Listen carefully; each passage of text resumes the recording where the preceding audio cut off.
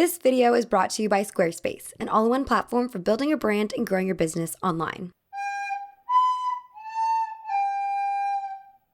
Oh, I didn't see you there.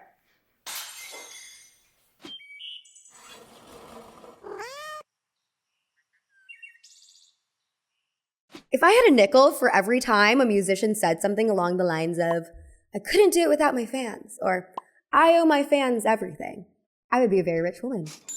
Maybe even rich enough to buy resale Eras Tour tickets from 2023. Of course, it's true that artists wouldn't have any success if it weren't for their fans. As fans, we stream their songs, we buy their merch, and the lucky few of us can afford their concert tickets. I paid almost $2,000 for these pit seats. I finna be in the pit. For popular artists, modern stans can also act as unpaid marketers, running stan accounts, posting homemade fan cams, and publishing original fan fiction, purely because of their unadulterated love for an artist or band. In high school, I was definitely one of those fans. I was huge into K-pop, and I'd regularly get up at 4 a.m. before school just to watch my favorite groups perform on a live stream.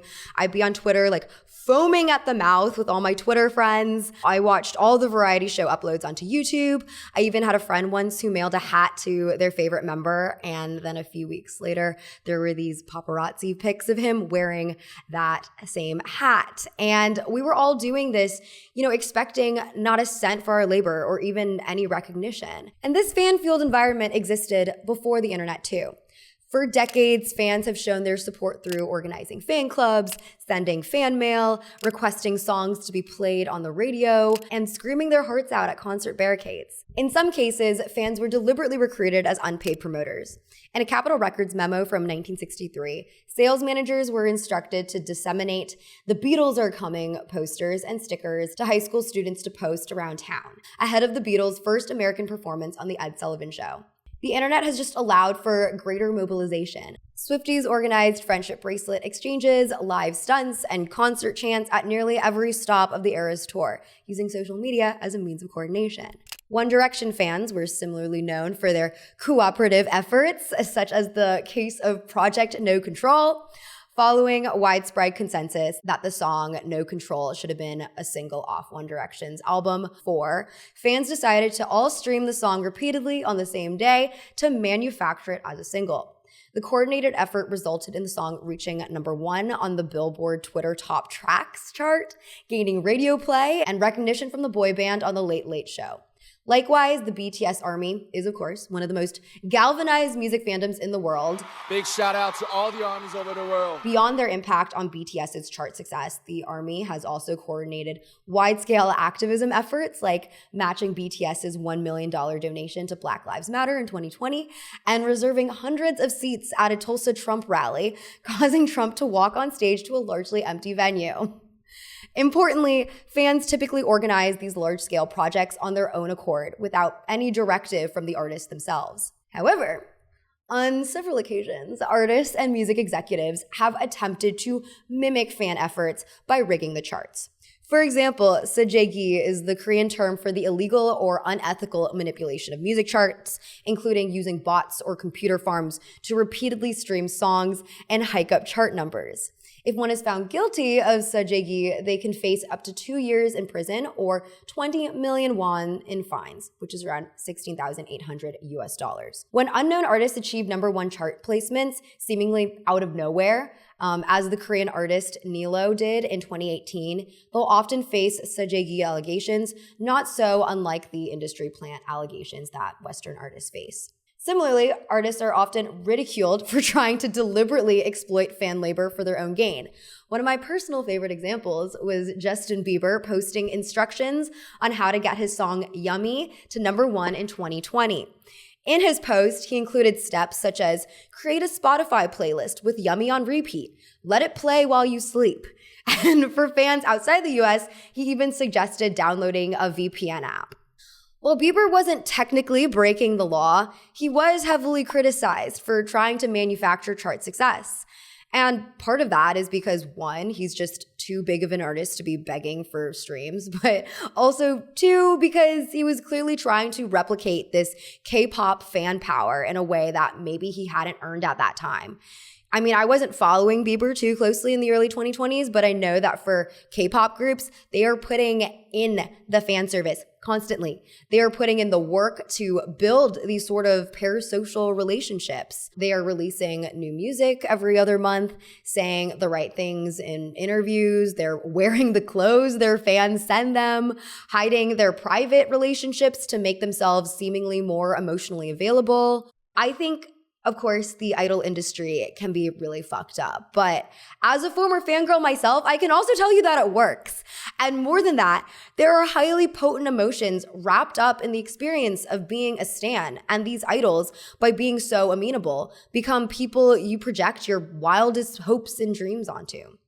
The bottom line is, it's the powerful emotions that drive stans to put so much effort into something they won't receive credit or payment for. It can be a genuinely terrifying experience, but also incredibly euphoric to feel so deeply for anyone or anything. No, like, I finna be in the pit. So when powerful figures like music marketers and label executives from outside fan communities attempt to imitate the actions of fans to launch a new artist's career or drive a song up the charts, it can feel disingenuous and ultimately hurt the artist's reputation. But only if they get caught.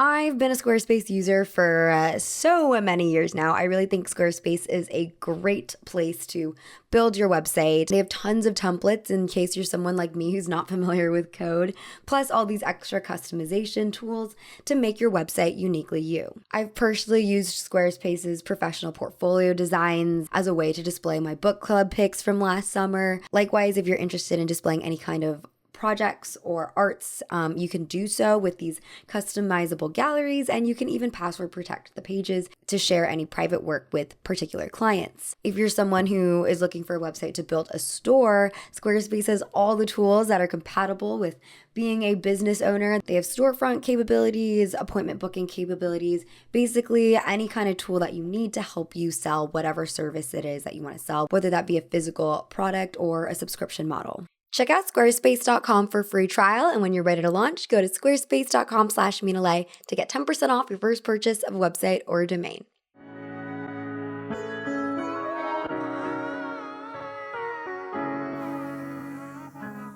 So much of my research has been about the power of teenage girls, or I should say like teenage girls plus, teenage girls, gays and theys.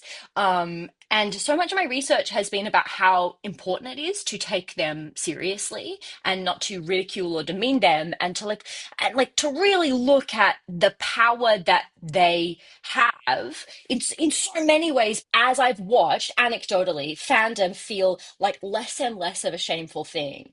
Could it be that that has sort of been activating people of different demographics that might have been sort of locked out by a wall of cringe? Do you know what I mean? A cringe barrier, a cringe mountain.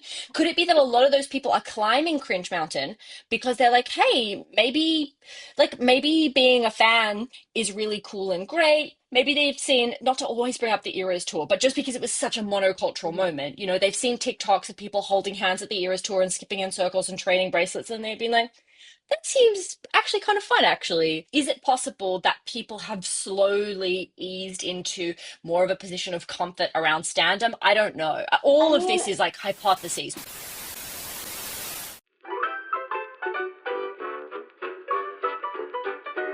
Who are your favorite artists as of recent? Definitely one of my big ones right now is Mina.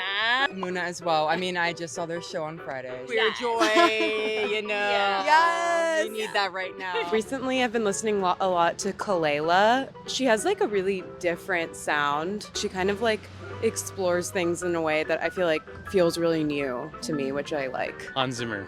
Hans Zimmer. Yeah, he's a very, very good composer. And how did you discover her? Recently, she released a new album. I've been listening to her a lot more. Through watching Pirates of the Caribbean. I thought you were going to say The Lion King. Oh, no, I actually haven't seen that. So I know, that's crazy. I'm crazy. I've heard the soundtrack. I just haven't seen it. Through me. Rio. Yeah. I was late to the Muna party. We were like on a road trip to San Francisco, and you just played some for me, and I was like, my favorite like music is like either makes me feel like dancing dancing or makes me feel like crying, or like a combination of both of those. And Mina Love really to hits dance and cry that. at the same time. Yeah, That's sometimes a you great really need experience. that. I mean, honestly, through my high school best friend. Okay. And she loved I Know a Place back from like their first album. And it was like a really political song. And I was like, oh, this song bangs. And then I was like, oh, these are all queer musicians. Yeah. So then I saw their show at the Lodge Room back in like 2018 and I was blown away.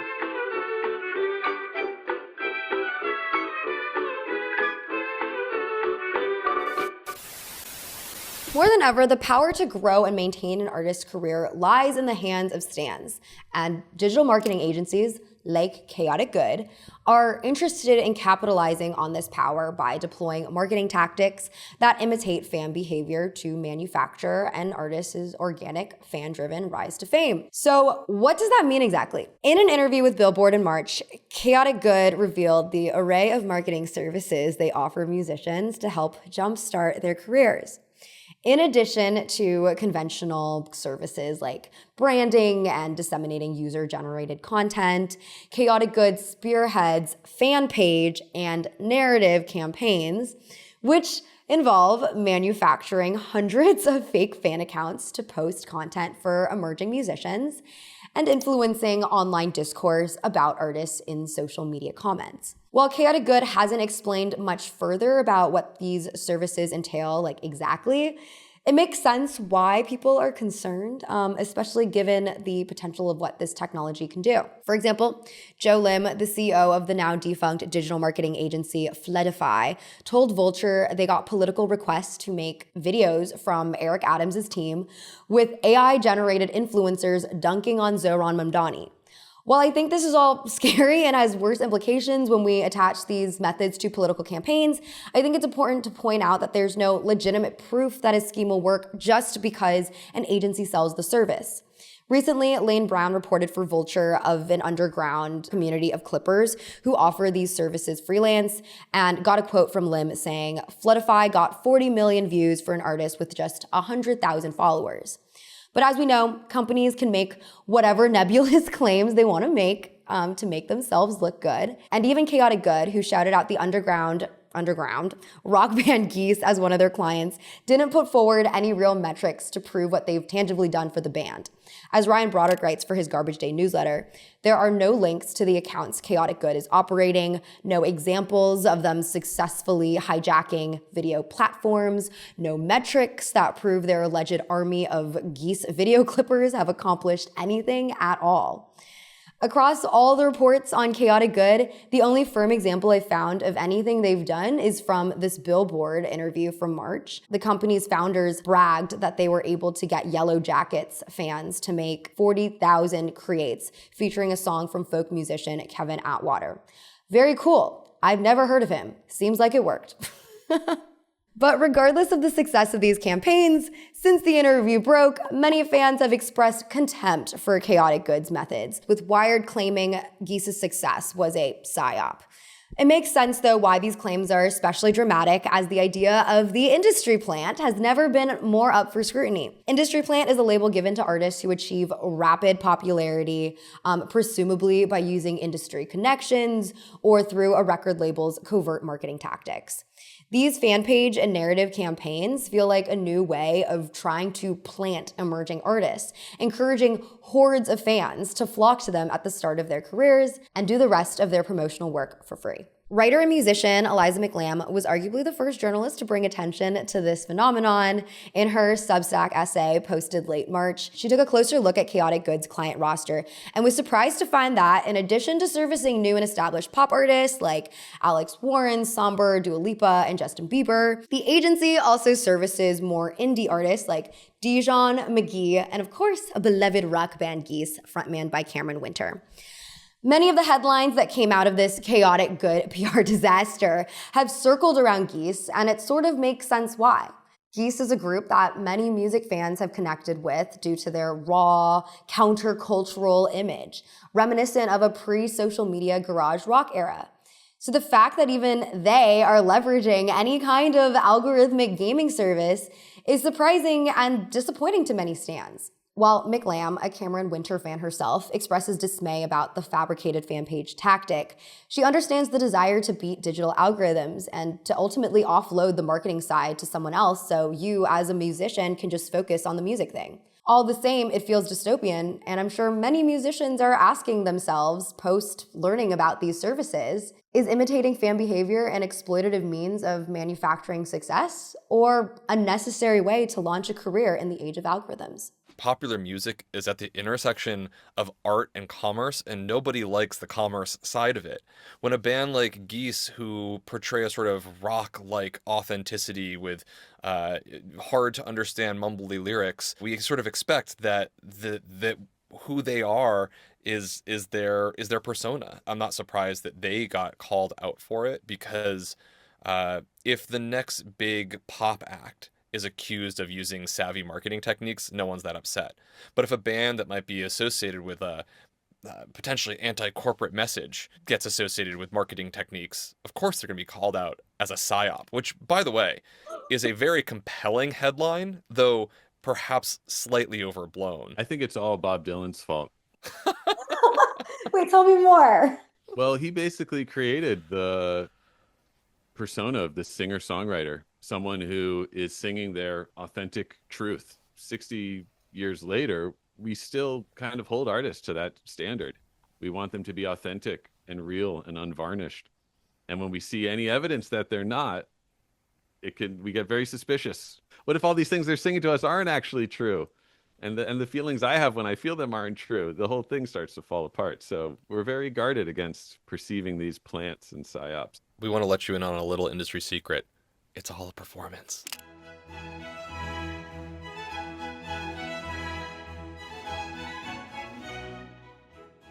One of the metrics commonly used to evaluate a popular artist's merit today is authenticity. But why?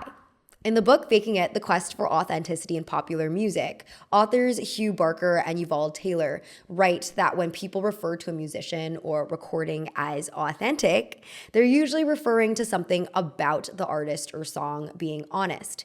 Either the music is exactly what it says it is, or it reflects a cultural tradition or genre it claims to embody, or it accurately reflects the person or people who made it. This last point of personal authenticity has become especially important to fans of popular music who feel strong emotional ties to specific artists.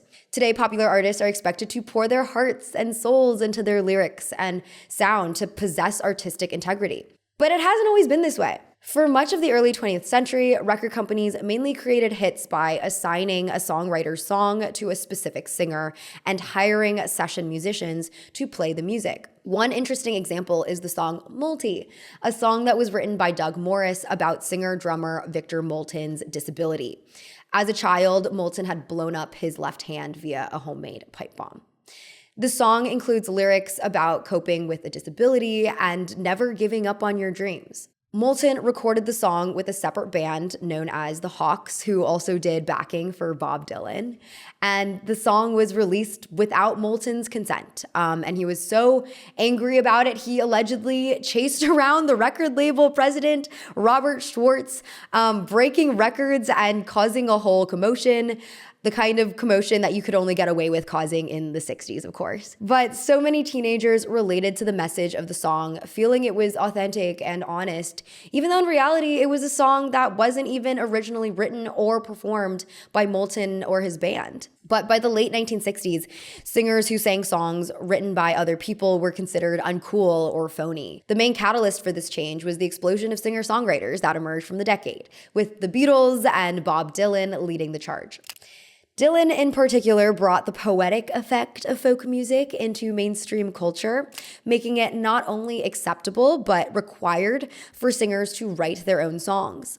Barker and Taylor write that personal authenticity now became vitally important, with artists using autobiography to emphasize their humanity and honesty against the backdrop of the Vietnam War and the American Civil Rights Movement, along with the public's growing appetite for self-examination. But despite Bob Dylan being conceived as an authentic artist, his public identity was shrouded in mystery. He began myth-making about his childhood as soon as he arrived in New York in 1961. He would say he ran away from home and worked for the carnival. In reality, Dylan had an utterly normal upbringing, growing up in a close-knit working-class Jewish community in Hibbing, Minnesota. And it low-key reminds me of Robert Pattinson when he told GQ that he'll just like make up stories in interviews, including this comment he made at the highlight of his Twilight fame about how he never washed his hair. That was honestly a crazy thing to read like a decade later, because I remember watching that interview as a kid and being absolutely horrified, like so horrified that it literally converted me to Team Jacob for a second. Where the hell have you been, Luca? Barker and Taylor also write that many Dylan songs that are thought to be personal are rife with metaphors, disguises, and fictions, writing that the cult of personality built up around him was based mainly on guesswork and interpretation. Even the publication of his first volume of memoirs in 2004 left many questions intentionally unanswered. And in a 2010 interview with the LA Times, Joni Mitchell flat out said, "Bob Dylan is not authentic at all. He's a plagiarist and his name and voice are fake. Everything about Bob is a deception." Part of the reason why music fans want to believe that their favorite artists are authentic is that they don't want to feel like they've fallen prey to marketing tactics. We don't want to believe that our favorite musicians are peddling a product for us to buy, given how personally attached we become to songs and artists. According to music journalist Everett True, the label authentic allows us to believe that musicians are uncorrupted by commerce, trendiness, derivativeness, a lack of inspiration, and so on. However, as True writes, all music is a performance, whether the music is being played in a live setting, such as a concert hall, through an online platform like YouTube, in a recording studio, or in a bedroom on an acoustic guitar. Every kind of artistic expression requires deliberate decision-making, from deciding how to sing a particular note, to choosing the clothes one wears on stage, to even determining how to hold one's guitar or recorder. But that doesn't mean that popular musicians are inherently deceitful. True argues that every song reflects the character and identity of the people who produced and performed it, having been mediated through the production process. He even suggests that no work of art is entirely original, and that every artist mimics art they love in some capacity, stealing bits and pieces to make something entirely their own. He writes, "Select only things to steal from that speak directly to your soul. If you do this, your work and your theft will be authentic."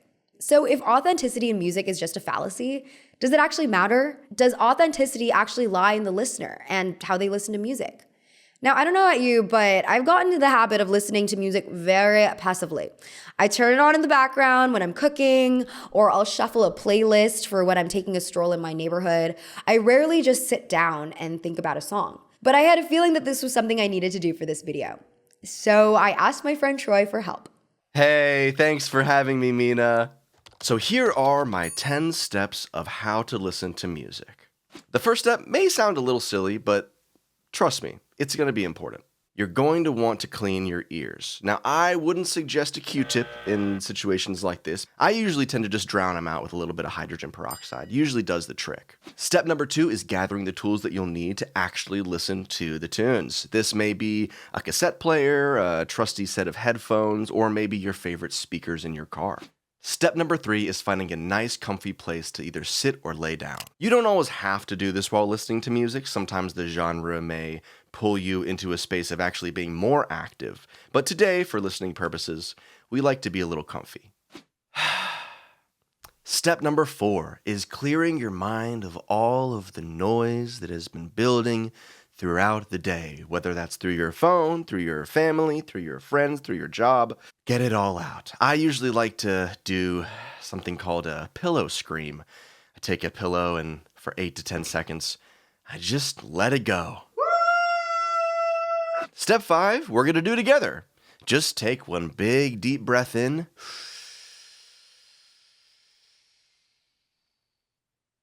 And deep breath out. And now we are officially ready to press play, which is our step number 6.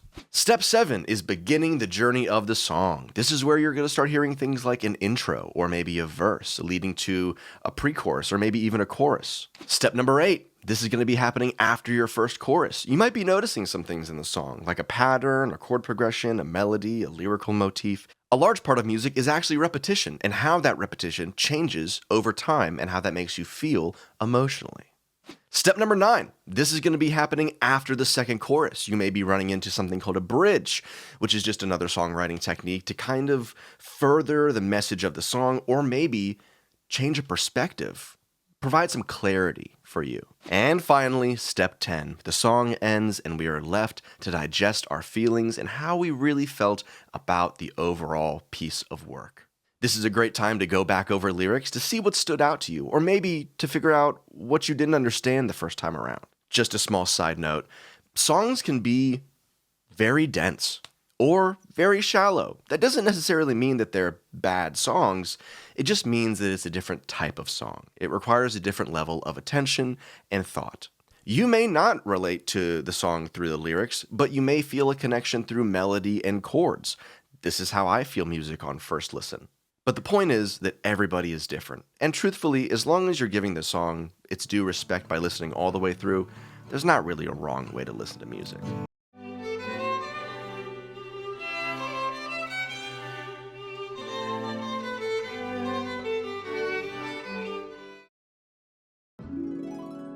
All right, my beautiful doves, let's review what we learned today. Stans are a powerful group of devoted fans that not only stream their favorite artists' music and attend their concerts, but also mobilize as unpaid marketers, knowingly and unknowingly promoting their idols' work without compensation. Playwright and fangirl advocate Eve Blake identifies that beyond their economic power, stans have immense cultural influence and suggests that the stan identity may be less stigmatized than it was in years past. I would say that the power of stans is incredibly human, and we will continue to see fan mobilizing efforts and events as people crave that vibrant and energetic connection with other people.